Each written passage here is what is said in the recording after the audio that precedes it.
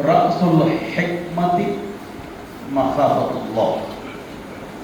اصل جو حکمت ہے وہ اللہ کا خوف. وَمَن يُؤْتَ الْحِكْمَةَ فَقَدْ أُوتِيَ خَيْرًا كَثِيرًا. جس کو حکمت دی گئی اس کو بہت خیر کثیر دیا گیا. بہت زیادہ. حکمت کیا ہے؟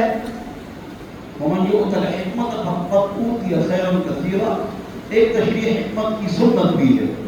سنت پر عمل. اور ایک حکمت یہ ہے کہ حال کے مطابق بات کرنا، موقع کے مطابق بات کرنا، ایسی بات کرنا جو رب چاہیے بھی ہو، یعنی اللہ کی رضا والی باتوں غلط نہ ہو، اور ایسی بات جس سے شر پیدا نہ ہو جائے، لڑائی پیدا نہ ہو جائے، فساد پیدا نہ ہو جائے. یہ بھی حکمت کا معنی ہے. نمبر 1.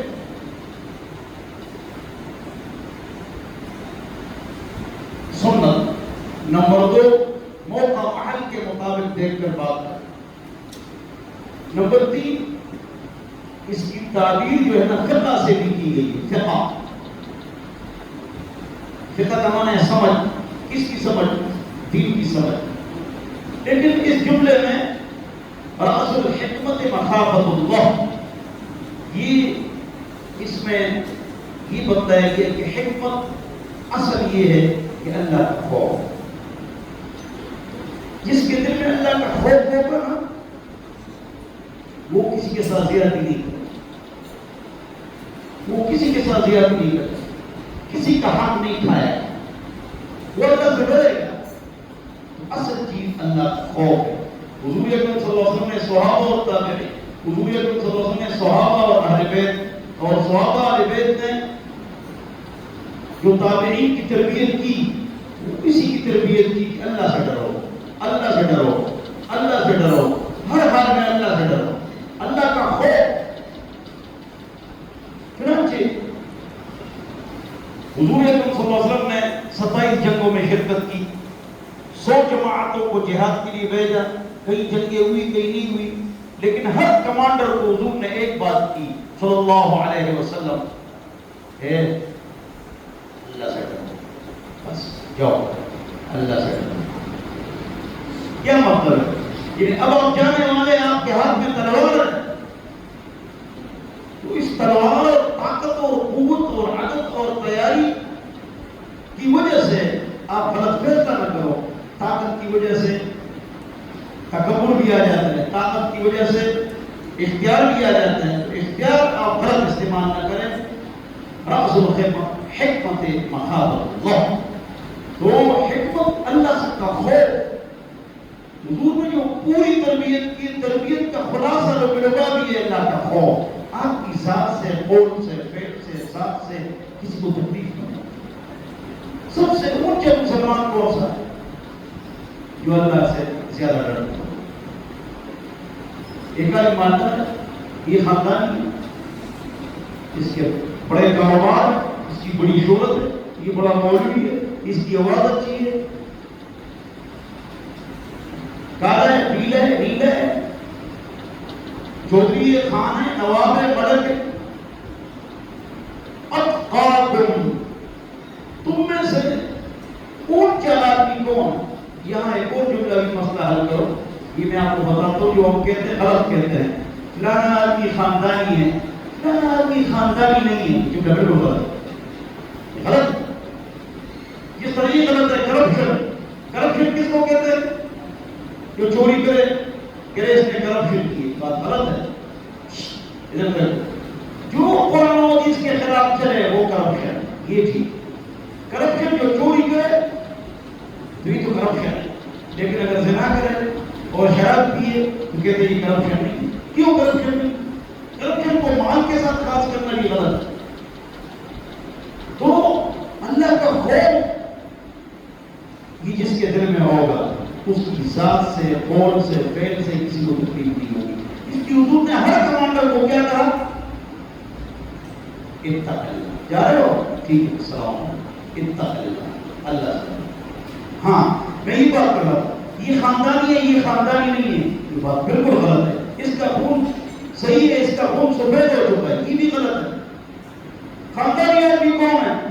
ایک چوڑا ہے، چمار ہے، اونچی ہے، یہ رباب بجانے والے ہیں، ڈانسر ہے مثلا، یا سب خاندانی ہے، سب آدم علیہ السلام کی اولاد ہے، کوئی ملک ہے، کوئی چوری ہے، کوئی خان ہے، کوئی نواب ہے، کوئی اونچی ہے، کوئی لوہار ہے، ہاں، لیکن خاندان تو سب کا ہے، سب آدم علیہ السلام کی اولاد ہے، سب نوح علیہ السلام کی اولاد ہے، سب خاندانی ہیں۔ ان خاندانیوں میں اونچا آدمی کون ہے؟ اس کے لیے یہ تردد ہے، یہ خاندانی ہی نہیں، جھوٹ ہے، دونوں خاندان، دونوں کا خاندان، دونوں کا نوح باپ، دونوں کا آدم باپ ہے، سب خاندانی ہے۔ حتیٰ کہ اس دن لطیفہ علمی بات، ایک آدمی نے مجھے کہا، نئے ساتھیوں کے لیے پرانوں کو پتہ ہے کہ رب صاحب میں باپ کے اعتبار سے حسنی ہوں، ماں کے اعتبار سے حسینی ہوں، تو میں حسنی بھی ہوں حسینی بھی ہوں، میرا نسب حسن اور حسین کی طرف جاتا ہے۔ میں نے کہا ماشاء اللہ آپ اونچے آدمی ہیں، تقوی اختیار کرو۔ تو میں نے کہا حسن اور حسین جو ہمارے بزرگ تھے یہ انبیاء تھے؟ کہ انبیاء تو نہیں تھے۔ میں نے کہا رسول تھے؟ کہ رسول تو نہیں تھے۔ میں نے کہا پھر یار میرا ایک باپ آدم علیہ السلام ہے، ایک باپ میرا نوح علیہ السلام ہے، تو میرے جو دو باپ ہیں نوح اور آدم، بولو میں ان کی اولاد میں سے ہوں، تو کیا خیال ہے؟ نہیں سمجھے؟ نہیں سمجھے؟ اب کیا خیال ہے؟ کہ وہ کی سب ہے، عمل بھی کرو، اصل چیز عمل ہے۔ مفتی کا بیٹا ہے اور خواہ ہے، ہمارے محلے کا ایک سید ہے، اس نے مجھے کہا، مجھ سے بہت لمبی بات کی ایک موضوع پر، وہ شیعوں کی مجلسوں میں جاتا تھا، میں نے منع کی، میں نے کہا میں نے اس کو بہت سمجھا کہ علی کا اونچا مقام ہے۔ میں نے کہا بالکل، کہ علی جو ادبیت کرتے ہیں تو وہ پاک ہوتے ہیں،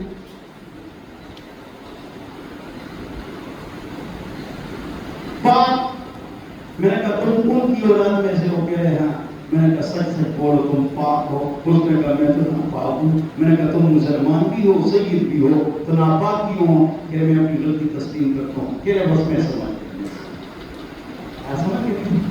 گیا، اشارہ سمجھ گئے نا، آپ سے کوئی غلطی نہیں ہوگی، سید پاک ہوتا ہے۔ کہ بس میں سمجھ گیا۔ پھر وہ روک گیا اس ایک بات سے۔ تو بہرحال حضور نے جس کمانڈر کو بھیجا ہے تو اس کو کیا کہا ہے؟ اتق اللہ۔ کیا کہا ہے؟ اتق اللہ، اللہ سے ڈرو۔ آپ کی ذات سے، قول سے، فعل سے کسی کو تکلیف نہ پہنچائے، نہ منہ سے، نہ غیبت، نہ چغلی، نہ گالی، نہ تھپڑ، نہ اس کا حق لینا۔ لیکن ان لوگوں میں وہ جس میں اللہ کا خوف ہوگا، وہ ان چیزوں سے ڈرے گا، اللہ سے ڈرے گا۔ جن میں خوف نہیں ہوگا اس کو کوئی پرواہ نہیں۔ ایک مرتبہ حضرت خالد مولوی حضور کے سامنے آئے، حضور نے فرمایا کہ اے خالد آپ نے فلانے آدمی کو کیوں قتل کر دیا؟ فلانے میدان جہاد میں وہ ٹپ اس نے کلمہ پڑھا تھا، کلمہ پڑھا تھا، آپ نے کیوں قتل؟ حضور غصہ کیوں قتل کیا؟ کہ یا رسول اللہ جنگ چالو تھی اور حالت جنگ تھا کہ اچانک وہ سامنے آیا، ابھی وہ مر جاتا تلوار کے نیچے، تو اس نے کہا اشہد ان لا الہ الا اللہ و اشہد ان محمدا عبدہ۔ تو میں سمجھ گیا کہ اب ہمارا ہاتھ اس کے اوپر ہے، تو اس نے کلمہ پڑھا۔ یہ پہلے پڑھتا نا، یہ ڈر کی مارے سے اس نے پڑھا دو پرش، میں نے گردن اڑا دی، حضور کو بڑا غصہ اور فرمایا ہلا شفقت قلبو، ہلا شفقت قلبو، تین بار ہلا شفقت قلبو۔ آپ نے اس کے دل کو دیکھا تھا، پھاڑا تھا، اس کے سینے کو پھاڑ کر دل کو کھول کر دیکھا تھا وہی کافر، اس نے منہ سے کلمہ پڑھ لیا کہ یہ ظاہر کو دیکھتی ہے، بس وہ ہر ایک پر اچھا گمان کرو۔ آپ نے بولا تم لوگ سارے پہلے ایسے تھے، تم لوگ سارے پہلے ایسے تھے، کلمہ پڑھ لیا تو بچ گئے۔ تقویٰ جو ہے یہ تقویٰ میلاد الحسنات، تقویٰ جو ہے مغز خلاصہ لوگ نچوڑ ہے مت کرنا ہے مت کرنا چاہتے ہیں. التقوى ملاك الحسنات رأس الحكمة مخافة الله. اتق اللہ. یہ کمانڈر اللہ سے بہرحال اللہ ہم سب کو اپنا خوف نصیب فرمائے. اچھا میں بیان کر رہا ہوں کہ اللہ سے ڈرو, یہ میں کہہ رہا ہوں. اس کا مطلب یہ نہیں ہے کہ میں آپ سے زیادہ اللہ سے ڈرتا ہوں یا میں اللہ سے ڈرتا ہوں, ایسی بات نہیں ہے.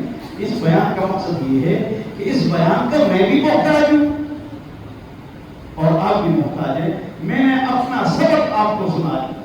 اس کا مطلب یہ نہیں کہ میں کوئی سب سے دنیا کا متقی آدمی ہوں. نہ, ہماری ذات سے, میری ذات سے, آپ کی ذات سے کسی کو تکلیف نہ پہنچے, قول سے, فعل سے, کسی کو مالی تکلیف بھی نہ پہنچے کسی کو. تو اللہ تعالیٰ ہم سب کو عمل کی توفیق عطا فرمائے اور اللہ کا خوف حیث کنت و این کنت حیث کنت و این کنت, آپ جہاں بھی ہوں اللہ سے ڈرو, اللہ سے ڈرو, اللہ سے ڈرو, اللہ سے ڈرو.